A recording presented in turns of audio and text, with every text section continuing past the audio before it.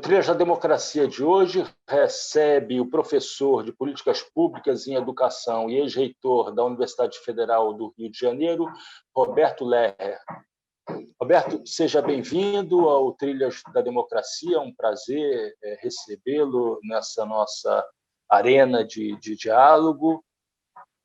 Uma alegria muito grande estarmos juntos, Marco. Excelente iniciativa que vocês estão construindo. Muito feliz de estarmos juntos. Roberto, você foi reitor da maior universidade federal do país, a UFRJ, entre os anos de 2015 e 2019. E há, entre várias peculiaridades, uma que chama atenção, que é o fato de você ter sido reitor da UFRJ durante 3 mandatos presidenciais. Você pegou uma parte do governo Dilma, você pegou o governo de Michel Temer e também o início do governo Bolsonaro. Eu te convidaria a fazer uma reflexão, uma análise de conjuntura do que foi enfrentar à frente da UFRJ essas 3 experiências de governo tão distintas assim entre si. Nós vínhamos de um contexto, Marco, de expansão das universidades federais, uma expansão, a meu ver, muito importante para o país. Crescemos o número de universidades, enfim, então havia inicialmente uma expectativa, ainda em 2014, uma expectativa de que as universidades federais iriam concluir um ciclo de expansão. Quando assumi a reitoria, nós já vivemos o primeiro grande baque econômico, que foi o enorme contingenciamento de recursos de 2014 para 2015. Então, eu assumi com 60 milhões a menos no orçamento, que para o UFRJ é uma queda muito acentuada, no momento em que o governo Dilma já estava abertamente sendo desestabilizado. E é claro que isso levou o governo Dilma a perder muito da sua capacidade de governança, em virtude da desestabilização profundamente antidemocrática que estava em curso. A partir daí, tivemos o governo Temer, que resulta de uma ruptura que é claramente uma ruptura em desacordo com os princípios fundamentais da Constituição Federal Brasileira, governo que também tinha como horizonte temporal um mandato reduzido, já marcado pelo intento de uma profunda reforma do Estado, que foi a Emenda 95. Então, os contingenciamentos seguiram acontecendo no governo de Michel Temer e, sobretudo, nós já tivemos no governo Temer mudanças em relação às expectativas em relação ao futuro das universidades federais brasileiras.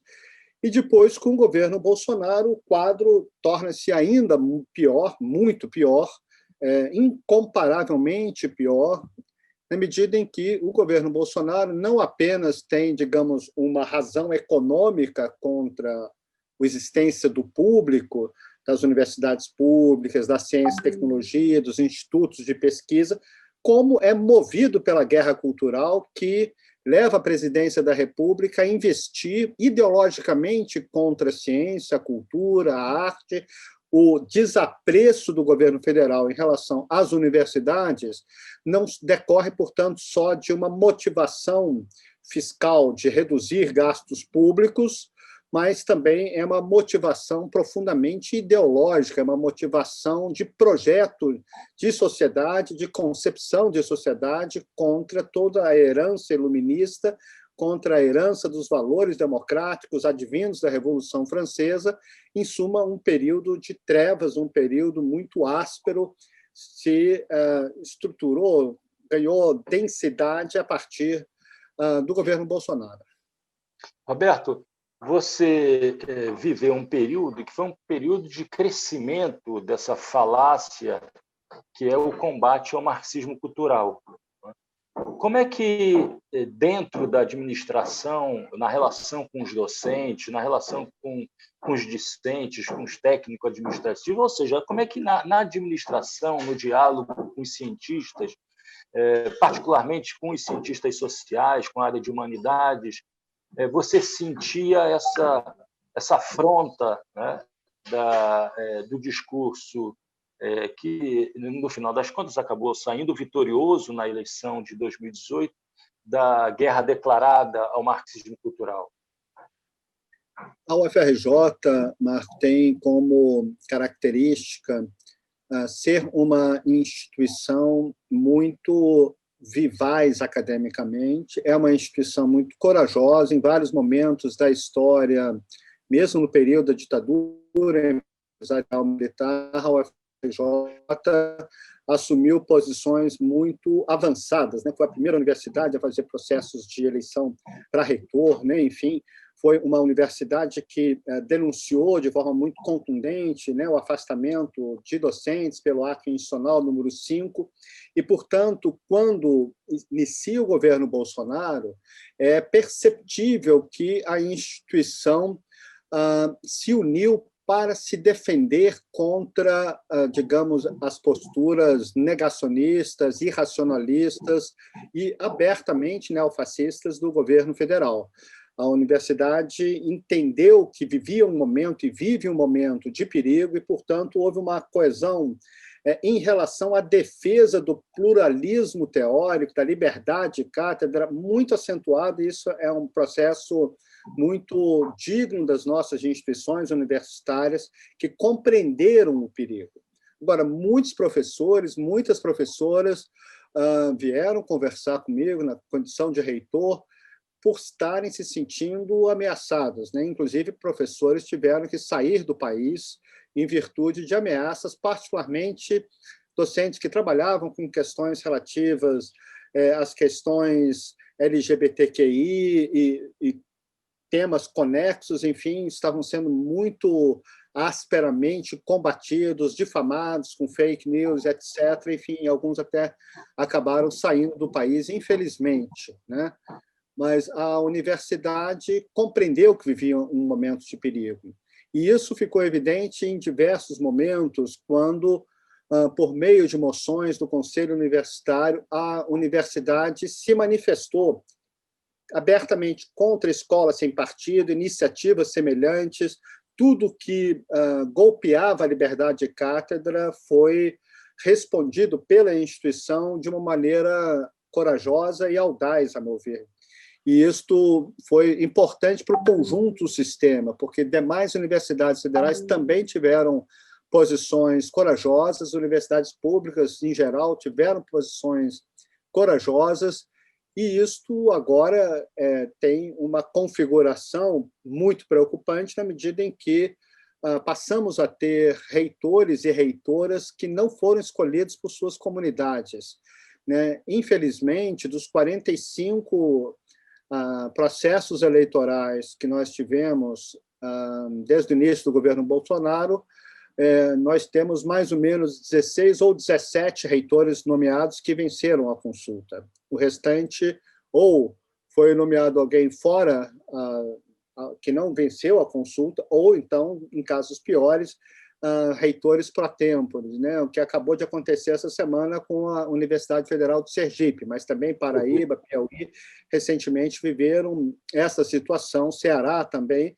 e neste ambiente agora, com dirigentes que são, digamos, adeptos deste projeto de sociedade, o risco à liberdade de cátedra torna-se muito real, na medida em que existem mecanismos insidiosos, como processos administrativos, né, que, a pretexto de falsas irregularidades administrativas, utilizem esses instrumentos para perseguição ideológica, né? Então, isso hoje é um tema que preocupa imensamente as universidades federais brasileiras.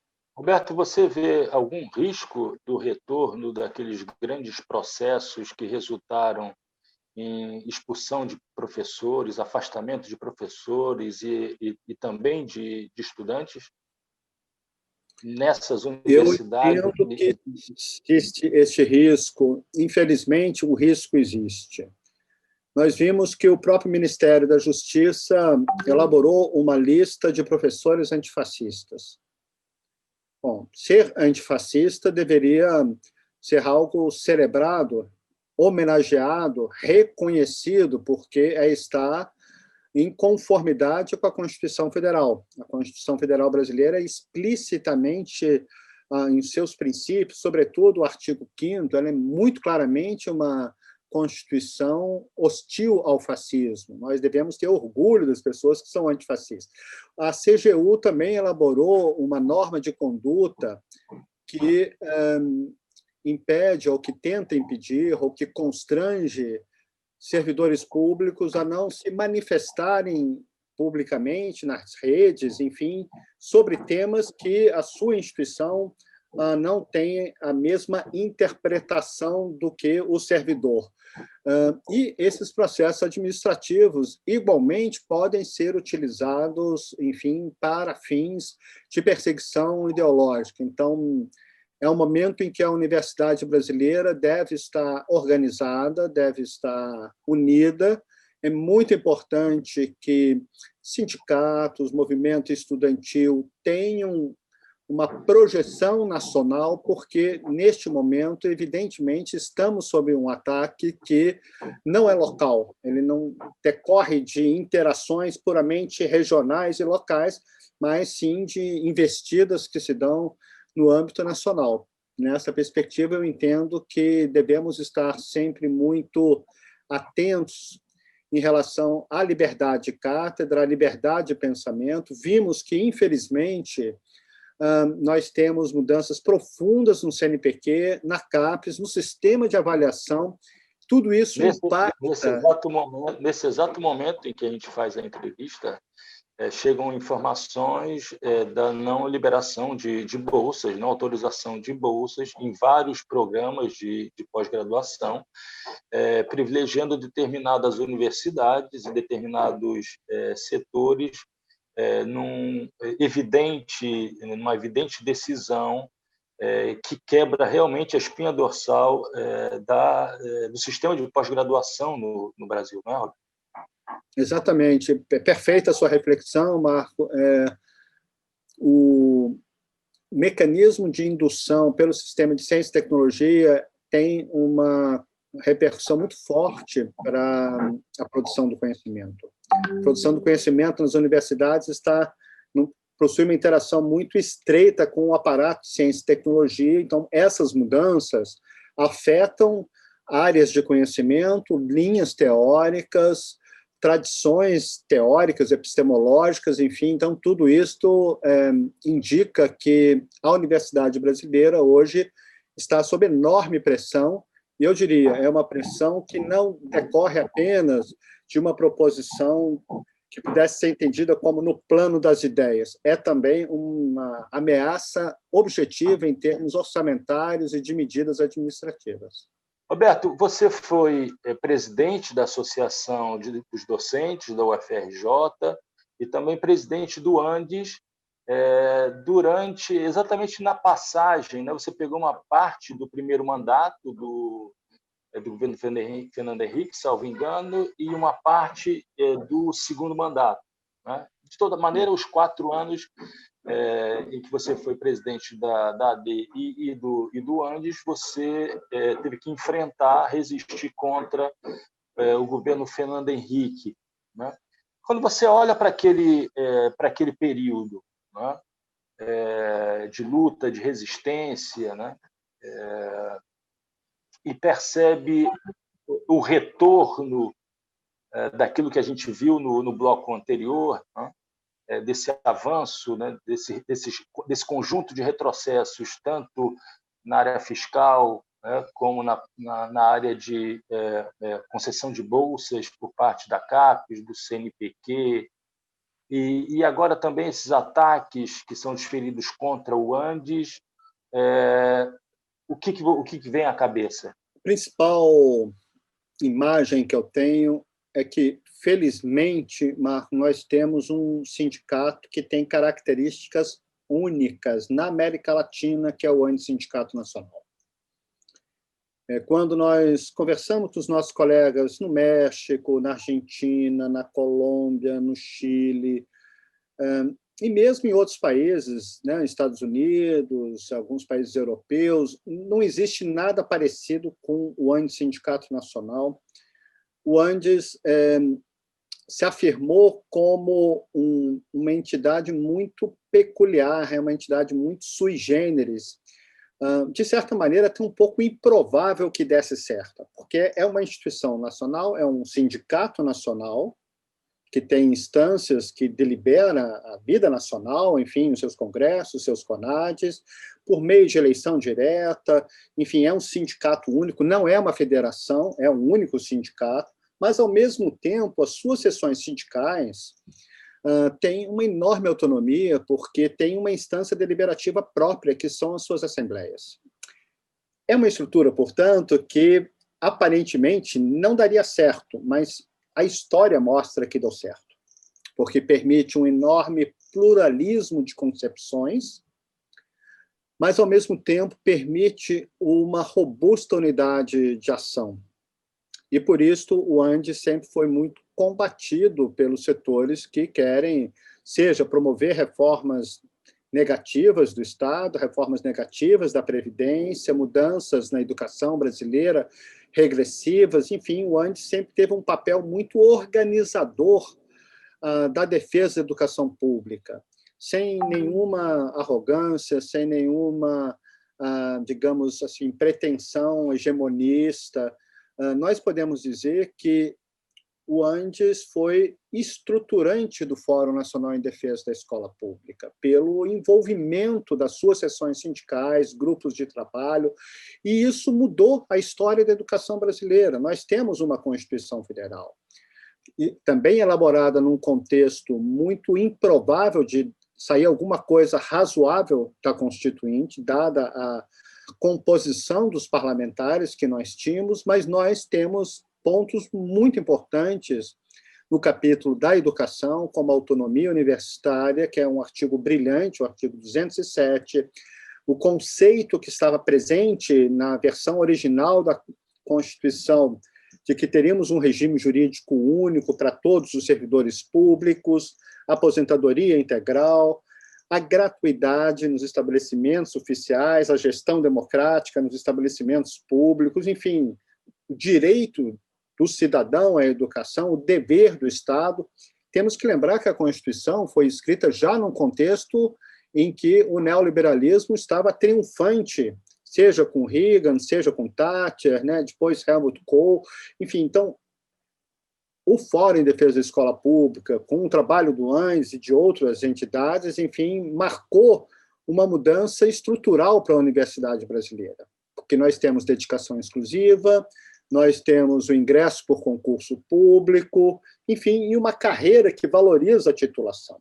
Isto, de fato, muda a universidade, a DE muda o conceito de universidade, deixa de ser um lugar em que profissionais liberais e outros profissionais exercem parcialmente o seu tempo ensinando. Agora, a questão da indissociabilidade do ensino, da pesquisa e extensão passa a ser uma realidade muito mais orgânica nas universidades brasileiras, né, a partir da Constituição. Então, o Andes é uma história eu me considero um filho da dedicação exclusiva, um filho do tripé ensino, pesquisa e extensão, né? Eu não teria chegado onde eu cheguei dentro da universidade pública sem essas duas grandes conquistas. A minha trajetória, tenho certeza que de todas as gerações que estão hoje na universidade, nenhum de nós poderia fazer pesquisa se não tivesse, nós não tivéssemos conquistado a DE, a carreira, o conceito de que a titulação é uma dimensão da própria carreira, a liberdade de cátedra, enfim. Quando eu fui presidente da seção sindical, nós estávamos sob uma intervenção no UFRJ. Eu posso atestar que uma intervenção na instituição ela sempre provoca resultados desastrosos. todos os nossos indicadores pioraram no período da Isso intervenção. foi, 98 a 2000. Que foi exatamente o período... 97, 98, foi 98 a intervenção. Foi nesse período em que Pinguela e Rosa foi o Vilhena, que foi do lado do IFIX, né, que você conhece, enfim. Então, teve uma consequência muito negativa, e no período que eu estive na presidência do Andes, nós lutamos por alguns valores e conceitos que, a meu ver, seguem muito estratégicos nos dias de hoje. O primeiro deles, contra a reforma administrativa. Nós temos que lembrar que o governo Fernando Henrique tinha como projeto transformar as universidades em organizações sociais. A greve de 2001, que foi uma das maiores greves e mais mobilizadas e mobilizantes, contou com apoio social emocionante, enfim, o país todo acompanhou a greve com expectativa, com apoio, enfim. Naquele momento, nós estávamos lutando contra a aplicação da reforma administrativa nas universidades, mas lutamos por alguns valores que também são próprios do Andes. A isonomia salarial entre ativos e aposentados, a paridade entre ativos e aposentados. Porque lembrem que, naquele momento, numa outra gestão do Andes, que era de um outro campo político, eles haviam aceitado, fora das assembleias, a GED, né, que era uma gratificação de estímulo à docência, que era uma gratificação produtivista. E os aposentados ficaram com apenas 60% desta gratificação. E nós, naquela greve, lutamos pelo restabelecimento da paridade e também para uma isonomia entre os professores da educação superior e da educação básica, dos colégios de aplicação, que estavam com salários significativamente mais baixos, porque eles não tinham sequer a GED, né? Eles tinham uma outra bolsa ainda menor. E nós conseguimos manter o conceito de que os reajustes deveriam ser iguais para os aposentados e também para a educação básica. Isso estendeu a greve, mas eu não tenho nenhum arrependimento de nós termos mantido a mobilização, porque isso é um valor estruturante. Eu fico muito decepcionado de ver entidades sindicais que negociam carreiras que prejudicam aposentados, ou, como foi o caso da reforma da Previdência, que inviabiliza a aposentadoria dos jovens professores. Eu acho que uma entidade que organiza a luta da universidade pública, pela carreira, pela dignidade do trabalho, nós não devemos ter constrangimento de afirmar que nós somos trabalhadores intelectuais, mas trabalhadores, enfim, produzimos conhecimento, mas somos trabalhadores e devemos zelar pela nossa condição de felicidade, de realização, de autorrealização pelo trabalho, né? O trabalho deve nos humanizar, deve assegurar uma dimensão criadora para todos os seres humanos, e um sindicato não pode nunca abrir mão desses princípios e desses valores que organizam o mundo do trabalho. Por isso, reitero que o Andes marcou a história da universidade e segue marcando a história da universidade.